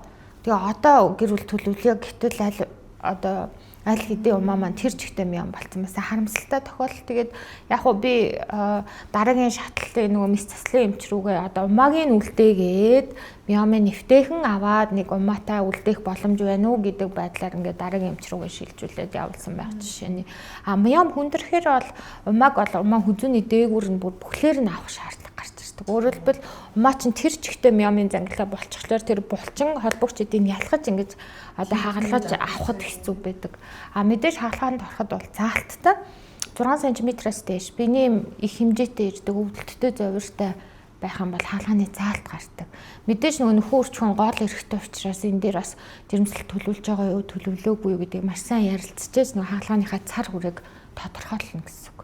Одоо жишээ нь аденомиоз гэж байдаг миомын бас нэг төрөл гэх юм уу да. Одоо умаа булчин дундуур нь холбогч эдийн занглаа булчирхаалаг гэдүүд ингэж тархаж байрлсан. Өөрөөр хэлбэл гэж ялгах ямарч боломжгүй. Умаа маасаар аим хөнгө том. Гэтэл ийм аденомиоз хүндрэхээр яадаг вэхээр биений маш их хэмжээтэйгээр тусаалталтай байдалтай. Тэгээд ялангуяа цэвэршиг үеэрээ нилээдгүй тусаалтаж за тэгээд амь насны заалтаар бүр умаа авах хэмжээнд хүртэл асуудал хүндэрдэг. За энэ дээр хэрэв аденомиоз гэдэг онш тавьсан байх юм бол Mirena гэдэг одоо прогестерон даавар ялгаруулж идэг ерөндөг байдаг. Тэр бол одоо Америкийн хүнс нийгэмлэгийн эмийн нийгэмлэгээс яг зарласан хитгэн тодорхойлсон хитгэн заалтууд байдаг. Энэ дээр бол аденомиоз буюу миомтой эмэгтэйчүүд тайхыг зөвлөсөн байдаг. Умаан дотор салтын хийцүү зарлалтай эмэгтэйчүүд тайхыг зөвлөсөн байдаг. За мөн одоо биений минь ихээр ирдэг залуу хөлтүүд ялангуяа 7 хоногоос дээш сунжирж ирдэг эмэгтэйчүүдэд тайхыг зөвлөсөн байдаг. Тэгэхээр яг үнэтэй спираль учраас биднээс яг заалтынхаа дагуу зөвлөдөг л тоо. Гэтэл энэ дээр бас зарим нэг одоо эмчнэр ч юм уу хувийн эмнэлгүүд бол тавлт тэгээд Mirena энэ тавьсан тохиолдлууд бас байдаг. Тэгээ одоо тэр оолгоныг одоо ярил бас коллагентэй спираль гэдсэн. Прогестерон даавартай спираль тийм прогестерон даавартай. Тэгэхээр сас нөгөө эстроген ч өөрөө салтыг зузааруулах үйлчилгээтэй шүү дээ. Зузаарах үйлчилгээнийх нь эсрэг л гэсэн үг. Тэгээд миом маань өөрөө бас эстроген даавар хамааралт гэж явдаг. Өөрөөр хэлбэл эстрогений чанаргүй байдлаас болж миом бол үүсэх гэдэг. Нөгөө эстрогений олон фракцууд байгаа шүү дээ. Тэр дотроо чанаргүй фракцанд хамгаалаад ахаар л миом үүсэх процесс илүү дамгаа явагдаад байдаг гэсэн. Тэр занглаан дээр үүсээд байгаа шүү дээ. Тэгээд нэг үүссэн болоод ингээд үүссээд л байх уу? Тэг явцаас хамаарат янз бүр. Зарим нь болохоор одоо нэг хэмжээндээ л байгаад байдаг. 6 сар тутамд ээхонд хянуулахад 1 см-аар томроод байх юм бол энэ ургалттай миом гэж үзнэ. 6 сар тутамдаа яг тэр хэмжээндээ байгаад байх юм бол яг ургалтгүй гайгүй хянаад явчихж болно. Одоо 5 см хүртэлх хэмжээтэй ганц нэг миомтой хүн бол яг жирэмслэлтийг бас гайгүй тэгээд төрчих тохиолдол бас байна. Гэхдээ нөгөө миомных нь байрлал бас нэлээдгүй хамаарна гэсэн үг. Тэгэхээр ар хан руугаа илүү ургасан, ар цэгний ороолын мэдрэл дээрээ ургасан байх юм бол илүү одоо өвдөлт их мэдрээд ах хандлагатай. Зарим нь болохоор огт одоо өвдөлтгүй зөөргөө яваад байх тохиолдол бас байна. Янз бүр гэсэн үг. Тэгэхээр явцаас хамаараад хурдан явцтай муу, удаан явцтай муу янз бүр л гэсэн үг тийм. Жирэмслэл одоо гэ түрүү ярьсан шүү дээ. Одоо бид нар шиг одоо охтууд тэгээд дөнгөж анх удаа төрөх явц гэдэг юм одоо амар айцтай байгаа шүү дээ. Тэгээд тийм зүйлүүдийг одоо найз нөхдөсөө зөндөө сонсож байгаа юм л да. Одоо ингээд төрөх явцтай юм байдаг, ингээд төрөхд ингэж өвддөг гэд одоо тэрэн дээрээс үндслээд жоохон айцтай болсон байхгүй юу? Тэгэхээр яг төрхийн өмнөх эмэгтэй хүн яаж өөрийгөө бэлтгэх ёстой юм бие физиологи талаасаа төрсний дараа өөрийгөө яаж арчлах ёстой байдیں۔ Ер нь тэр талаар одоо нөгөө төрхийн явцад хүндрэл бага учруулах одоо өөрийнхөө бэлтгэл ажил гэх юм уу та. Зөв. За анхан төрөгчнөр болохоор нөгөө бүх юм анхных учраас ингээд нэг юу ч нөгөө бүх юм айцтай байх нь бол зүйсний хэрэг байдаг. За ер нь бол одоо суур эмгэг байхгүй байх юм бол ерөнхийдөө бол биеийн ерөнхий одоо тархлагаа дэмжих одоо зөв амьдралын хэм маяг те сайн унтаж амрах, доороо иж 6-8 цаг унтах, за хорц уршлууд одоо байх хорих те байхгүй болох за зөв хооллох энэ дэглэмүүдээ ерөнхийд нь бариад болж өгвөл одоо дасгал хөдөлгөөн одоо биеийн ерөнхий одоо нөгөө тархлаа тамираг гэх юм уу те тамирыг сайжруулж ивэл зүгээр одоо жишээ нь хүнд өвчтөн хүмүүс одоо ковидын үеэр ч гэсэн нэлээд ялгарлаа шүү дээ. Одоо бие султай хүмүүс нь нас ороод зарим нь ингээд үлдээд яагаад зарим нь нас ороод зарим нь үлдээд байгаа. Энэ маань нөгөө тухайн хүний биеийн одоо тамираг гэж юм уу маш их нөлөөтэй. За энэ дээр юу яриад төгөөр бас дасгал хөдөлгөөн их чухал. Одоо жишээ нь биеийн тамирын хичээлгээд ордог те. Биеийн тамирыг чи сайжруулах гэдэг байна да. Гэтэл одоо бие махбод маань гаднаас ямарваа нэг одоо бие махбодын ачаал авахд тэрийг одоо даах хэмжээнд багаар ингээд сайжруулах спорт л ярьж байна л да. Спорт. За спортоор хичээлэхээр яадаг вэхээр хүн болгоны эст бүтцтэй биднээс эсийн дотор ялангуяа булчингийн эсийн дотор митохондри гэдэг их тэнцэр байдаг. Митохондри маань бол одоо хүний биеийн одоо цахилгаан станц гэсэн үг. одоо ингээл өвөл хүүтэрлээ гэж цэглэхээс тань тачаалаад байхгүй унтраад байна шүү дээ. Тэр шиг дасгал хөдөлгөөн хийгээд авах гэсэн одоо булчингийн эсийн дотор байх митохондрийн олшроод байдаг гэсэн. Тэгэхээр энэ тамирчин хүмүүс чинь асар их тэр биеийн ачааллыг даах хэмжээний тэр чинээгээр одоо асар их митохондрийн олон цэглэхээс таньтай байна гэсэн. Тэгэхээр ямарваа нэг ачаал бие сэтгцийн ачаал одоо хоолн хүнснийг болоод өвчлөл халдвартай янз бүрийн өвчлөлийг даах одоо тэр биеийн тамир сайтай хүн энэ угаасаа л бие сайтай хүн шүү гэж ярьдэн шүү дээ. Тэр чинь митохондрийн сайтай хүн байна. Цэглэхээс тань золон байна гэсэн. Энэ дэгээ олшруулахын тулд спортоор хичээлэх хэрэгтэй. За ууланд алхаж болно, усан зэлж болно, фитнест явж болно, нөө йог хийж болно. Ер нь бол одоо Америкийн одоо зөвлөмжүүд дээр болохоор exercise гэл. За зөвлөдөг. Би болохоор нөгөө Америкийн одоо USML Stepnik гэдэг одоо дэлхийн нийтээр одоо нөгөө эмчнэрийн мөрөөдлийн шалгалтыг бол степ 1-ийг л өгсөн. 3 жил бэлтжижсэн. Энэ хугацаанд дахин өөрийгөө нэг эмч болох одоо юу гэдэг чи анагаахын сургууль төгсөөд төрөхөд ажиллаад эргээд би дахиад энэ шалгалтанд бэлдэж өөрийгөө одоо Монголын анагаах ухаан юм, Америкийн анагаах ухаан юм, дэлхийн нийтээр ямар юм гэдэг байдлаар маш их юм уншиж, маш их судалгааны ажлууд дээр одоо ажиллаж исэн болохоор энийг бол exercise-ыг бол их зөвлөдөг. За спортоор хичээлэх гэнэ. Ерөнхий ивент итгэгч дэлхийн хамгийн нэмгэн живх Baby Lab. Өөрийгөө хайрлая, Oxy.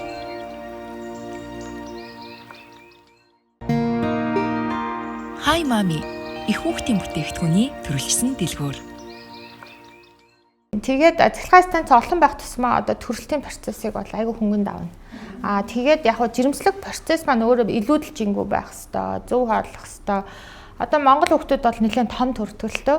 Аз хүүхдүүд бол их жижигвтер төрдөг. Ялангуяа Япон, Солонгос, Хятадууд бол хит том ураг бол бас эргээд төрөхөд хэцүү болно. Тэгэхээр жимсэн үеийн хооллолт тасгал хөдөлгөөн чинь бас тустай сэдв болоо авчина. Тэгээд мэдээж төрөлтөндөө бэлдэнэ. Одоо төрөлт чинь өөрөө дотроо 3 үе шаттай. Эхний үе нь ялангуяа одоо нэр өвдөж байгаа үе 3 үе шатын минь эхний 2 үе нь бол чамаас шалтгаална. Сүүлийн 3 дугаар үе буюу нөгөө ихэс гарах одоо умаа эргээд агших энэ процесс маань эмчээс шалтгаална. Тэгэхээр энэ 2 үеуд дээр одоо төрөлхийг хэрхэн даван туулах юм те сэтгэл зүй болоод биеийн талаас амьсгалаа яаж удирдах юм тэргээд бүр тусдаа ингээд жирэмсэн болон төрөлтөнд бэлтгэх юм хичээл суувал тийм байх.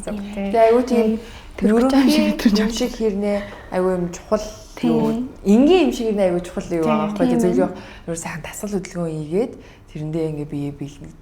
Тийм. Төрсний дараа их ядардаг л та. Зарим эмэгтэйчүүд бол маш хурдан тэнхэрдэг. Тэнхэрнэгээд нэг үе байдаг. Яг. Нас явах үеэр тэнхрэлт маань ингээл удаашраал ингээл бүр ядраад л байдаг шүү дээ. Залуу байхад бол харьцангуй хурдан баг нэг 7 хоноо шууд босоод хоолундаа гэл гэрийн энгийн хэм маягтаа ордог. Тэгэхээр нөгөө митохондрийн тоонуудтай ч бас холбоотой. Төрсний дараа эмэгтэй одоо цусаалтах, за хүндрэх одоо тий төрсний дараа хүндрэлүүдийн үед одоо бас зарим 8 насаа алдах хэмжээнд хүртэл байдал одоо эрсдлийг дагуулж идэг. Гэтэл энэ маань бас л суур биеийн тэр нөгөө тамиртай маш их холбоотой. Ямар хүмүүс нь хүндрээд байгаа, ямар нь хүндэрсэн ч босч ирээд байгаа, ямар нь эсвэл хүндрэлээс болоод одоо амнаас алдах хэмжээнд хүртэл байдал хүндэрч байгаа гэдэг чинь ингээл бас тухайн суур хүний өөрөөс нь шалтгааллах юмнууд нэлээдэггүй байна. Тэгэхээр эрүүл мэндэ маш сайн хайрлаж авах хэрэгтэй. Чадлаараа л одоо сайжруулж авах хэрэгтэй гэж боддог. Залуу хүмүүсийн хувьд төрөлтөөс айц байдаг. Энэ дээр би нэг л юм хэлье. Төрөлт гэдэг бол физиологийн процесс, эрүүл эмнэлгийн заг гэж явдаг. За эрүүл явах юм бол энэ физиологийн процесс амьтан ч гадаа төрдөг шүү дээ. Гэтэл яг хуу төрөлтийн гажуудлал үсэ, саатал үсэ, буруу байрлал, өшөө эмнэлгийн зайлшгүй эмчнэрийн тусламж үзүүлэх юм бол энэ эмгэг төрөлт гэж явна. Энэ үед бол мэдээж одоо эмнэлэгтэй итгэх, эмчтэй итгэх асуудал яригдана гэсэн үг. Тэгэхээр физиологийн процесс хүн болгон л төрдөг гэл бодчихвол их сайхан хөнгөн ингээл угасаал болно тэгээд болдгоо туулаад л гарна бүгд л гээл. Одоо энэ бүх яриаг яг бид хэдийн ярилцах цаг үгээр ер нь дөхөж юм л да дуусгах гэж байна. Зөвхөн ерөнхийд нь нийтэнд базаад ярихад биднэрт хамгийн чухал зүйл байгаа нь эмэгтэй даавар юм байна шүү дээ гэж. Эстроген даавар юм байна. Тэр л ер нь бидрийг чинь шийдээд байгаа юм байна. Бүгдийг ингээ базаад байгаа юм шүү те. Бүтэн сарыг базчих. Бүтэн сарыг баз сар чинь олон сар чинь нийлээд бидний амьдрал болж чинь. Урттай бидний амьдрал болж чинь гэдэг. тэр их байхаар ингээд байна. Тэр бага байхаар ингээд байна гэдэг юм. Жирэмслэх асуудал чинь бас эстрогентэй шууд холбоотой. Жирэмслэхгүй байгаа нь бас эстрогентэй холбоотой. Бэлгийн харьцааны дуршил нь эстрогентэй холбоотой. Тэгэхээр нэг асуулт нь энэ дааврыг бид нар амьдралынхаа хэмнэл хөвшлээр хэрхэн яаж зохицуулж боломжтой байдгийм бэ? Зохицуулна гэхээр чи одоо дааврыг удирдна гэсэн үг үү? Тийм одоо Арай аятайхан байлгах вэ? тийм одоо бүр байгуулчаад шүү дээ зарим. Нэг бол бүр ингээд за их байхад бол нэг буруу юм байхгүй юм шиг байна тий. Бүр тэрийг алга болгочих вэ гэдэг нь түрүүний нөгөө нэг хит ингээл одоо хүчтэй, эргэтэл, мэрэгтэл гараал тэмцэл ингээд энэ гэдэг шиг тий. Тэгэхээр энийг яаж бид нар бүр тэр доошоо ороод баг биш одоо хэмжээнд байл. Ер нь бол нөгөө нэгдүгээрт эрүүл эмэгтэй бол нөгөө эрүүл амьдралын хэм маягаар явж байхад бол эстроген маань аяанда нөгөө физиологиороо зохицуулагдчихна гэсэн үг. Гол нь одоо эстрогеныг чанаргүй болгодог одоо эстроген дааврыг унагадаг зүйл маань одоо эрүүл бус хооллолт, эрүүл бус амьдралын хэм маяг биеийн жин ялангуяа. Одоо жишээ нь одоо өөхний эсэс эстроген төстэй тийм даавар ялгардаг л та. Энэ маань болохоор одоо өндөршний үйл ажиллагааг дарангуулаад жинхэнэ эстрогенийн үйл үүргийг гүйцэтгүүлэхгүй. Тэгэнгүүт одоо тийм ер нь бол хулигт даавар гэсэн. Тийм хулигт даавар. Өөхний эсэс за чи байж одоо би нүгээр ингээ ажил зохицуулчих ингээ хуураад байлгаад байгаа. Тэгэхээр одоо тархалтай эмэгтэйчүүд одоо Монгол улсад ч гэсэн одоо би илүүдэлжин болоод тархалт маань бас нэлээдгүй яригдчих байгаа сэдв байна. Тархалтыг дагаад илүүдэлжинг дагаад маш олон эрүүл мэндийн асуудал үүсчихэд нэгт нь бол тархалтай эмэгтэйчүүд нэгдүгээр өндөршний үйл ажиллагааны алдагдaltaй байдаг. Хоёрдугаарт нөгөө эстроген дааврын өөрчлөлтөө байдаг. Гуравдугаарт өргүүдэлтэй байж байдаг. Дээрээс нь сэтгэл санааны байдал мэдээж өөртөө ихтгэлгүй байх жишээний зөвхөн одоо эмэгтэйчүүдийн талаас авч үзэхэд зүрх судасны тал гэж бусад өөр талаас дотор эрхтний талаас бол зөндөө олон юм бол яригдана. Ийм байна. Тэгэхээр илүүдэлжин байхгүй. Бие маш их зөв дасгал хөдөлгөөнөө хийн. Эрүүл хооллно. Сайн удаж амарна. Сайн амдах хэрэгтэй. Нөгөө гонадотропин нэрлэлтэн дааврынх нь одоо нөгөө хэмнэлтэй байдлыг нойроор маш их чухал зохицуулагддаг гэсэн. Тэгээд мэдээж дааврын мөд уухаар бол эмчийн зөвлөгөө эмчтэйгээ маш сайн ярилцаж шийднэ. Одоо цэвэршилтийн насанд тодорхой хэмжээр нөгөө эстроген буурж байгаатай холбоотой бие махбод бол хэд хэдэн өөрчлөлтүүд гардаг. Энтэйгээ зарим эмэгтэйчүүд маш хөнгөн тасан зохицчиход зарим нь маш их хүндэрдэг одоо цэвэршлийн хам шинж гэж ярьдаг л та. Тэгэх юм бол даавар орлуулах эмчилгээ энэ төр хийх асуудлыг мэрэгжлийн эмч нь бас үзэж байгаа шийддэг. Цэвэршилтийн дараах амьдрал маань бас цэвэрсэн байгаа байдалтайгаа өөрөөр хэлбэл нөгөө эстрогенгүйгээр биднээс цааш амьдрах л болох нь шүү дээ. Тэгэхээр бага хэмжээгээр ч гэсэн ингээд цэвэршилттэйгээ ингээд өөрийгөө бэлдээд тасан зохицоод цэвэршээд эстрогенгүйгээр ингээд цаашаа амьдрна л гэсэн үг. Яг нь нөхөрчхөн эмэгтэйлэг байлгах л даавар гэсэн үг тийм. За бид гэхдээ ингэнэ үзэгчтэй. Энэ бол угаасаа ингээд маш том өргөн сэдв учраас энэ удаагийнхаа дугаарыг ингэж ярилцаад дараагийн дугаар буюу одоо яг энэ эмэгтэйчүүдийн одоо эрүүл мэндтэй холбоотой асуудлаар дахиад дугаар хийх юм.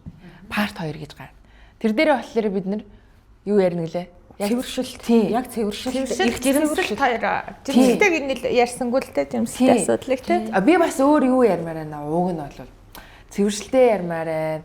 Жирэмслэлтэй ярмаар байна. Тэрнээс гадна нөгөө нэг одоо эмэгтэй хүний бэлэг эрэхтний мэс ажилбарын талаар болно тийм байх. Ярмаар байгаа байхгүй юу? Тийм би бас асуумаар байсан. Тийм. Яг тэр нөгөө нэг кеглийн боол нь хэр үйлчлэлтийн, кеглийн сандал нь хэр үйлчлэлтийн, цагилгаанд л яадын те мэдгүй. За тэрийг ингээд хөрхөн мөрхөн өөлөөд ингээд тайчлаад мэчлээд авчихсан. Яамтай гэдэг ахлаараа ямарыг нь ягаан болгоно хэрэг яа гэдэг шигтэй ингээд олон ярилцах зүйлс байгаа учраас бид энийг ингээд дахиад нэг дугаар хийх юм байна шүү дээ. Тэр дээр бас бидний зайлшгүй мэдэх шаардлагатай олон мэдээллүүд орж ирэх байх гэж бодож байна. Тэгээ өнөөдрийн дугаар маань харин үгээр өндөрлж байна. Бидний цаг болсон байна. Тэгээд зөндөө л олон юм мэдж авлаа энэ ч бол. Өөрөө бүр таних. Тэгээ цаг гаргаж ирсэн эмчтэй маш их баярлалаа. Тэгээд манай нэвтрүүлгийн ерөнхий ивент Seoul Lab-ын маань ерөнхий ивент тэтгэгч Baby Lab ажилдаг. Мөн өөрийгөө хайрсан юмтай Oxy брэнд ажилдаг. Бэлгээ гартуулаа өгье. За тэгээд удахгүй ирвэ аа тий. Хүүхэд мөхөдтэй болвол baby lab хэрэглээрэй гэж үү. Би бүрээ жирэмсэн юм шиг мэдрэж байна. Энийг хүүхэдтэй болох гэдэг. Төсөөлөх жирэмсэн. Ирж байгаа жирэмс яасан. Ирцэн биш үү? Төсөөллийн жирэмсэн гэдэг бас онш байдаг. Төсөөллийн жирэмсэн гэдэг онш бас байдаг шүү. Дуушаар ярих юм байна тий. Тэгээд би Төсөөллийн жирэмсэн болчихлоо. удахгүй байхаа гэж би бодоод заяа. Тэгээд хүүхдтэй жинхэнэ амжихгүй хам бол хай маамыгаар гэртээ өгүүлээд авах гэж би хэлгээд байгаа гэж. За тэгээд ивент гэгчтэйхээ бэлгийг бас та хоёртаа гардуулж जैन дараагийн дугаараас л бэлэг байхгүй шүү. Харин илүү олон асуулт бас байгаасаа гэж би хүсэж байна та хоёроос. Бэлдэж ирья. Анхны дугаар байсан болохоор бас ерөөхдөө контенттайгаа танилцах, дасах, зохицох юм бас үйл манай хоёр хөтлөгчд байсан бахаа гэж бодож байна. Би бол яах вэ гэж бодсон. За ингээ өнөөдрийн маань сэдв та бүхэнд хэрэгтэй чухал байсан байх гэж бодож байна. Тэгээ цаг зав гарган хүрэлцэн ирсэн Хэрэ Харт эмнэлгийн үүсгэн байгуулагч их байрах эмэгтэйчүүдийн эмч Насан Жаргалтанд маш их баярлалаа. Удахгүй дараагийнхаа дугаараар хэдүүлээ дахиад уулзнаа. Тэгээ баярлалаа. За баярлалаа. Өнөөдөр тэгээ хамт байсан хоёр хөтлөгчтэй баярлалаа. Баярлалаа. Угаасаа ажил үүрэгч болоо явчих учраас нэг баярлалаа гэж хэлэхгүй байх шүү. За ингээд өнөөдрийн Сөүл лаб дээр Алунгаа, Уянгаа 3 хөтлөн манай мэрэгчлэнээр Насан Жаргал эмч манай өргөдөө оролцлоо. Эхнээс нь дуустал хамт байсан үзэгчдэд баярлалаа. Дараагийн дугаараар уулзлаа. Түр баяртай. Баярлалаа.